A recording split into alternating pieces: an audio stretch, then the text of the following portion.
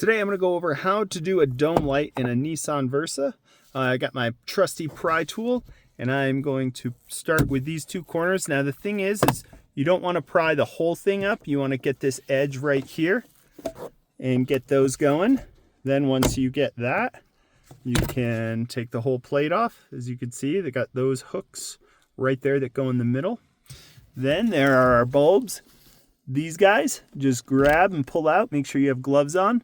I'll put a link in the description for these bulbs. And they just are pressure fit in there. So, boom, that goes in. You got two in there. You can swap these out for LED if you want a longer lasting bulb, but that's how you do the front dome light on a Nissan Versa. Oh, I almost forgot to put the plate back on. Let's put that back on. So this guy goes on first. Make sure those guys fit in here. And everything's lined up. There we go. That pushes in and then push there, push there. Those center ones have to go in first. And that's the front dome light. If this was helpful, leave a thumbs up. Let me know how it went, and we'll see you next time.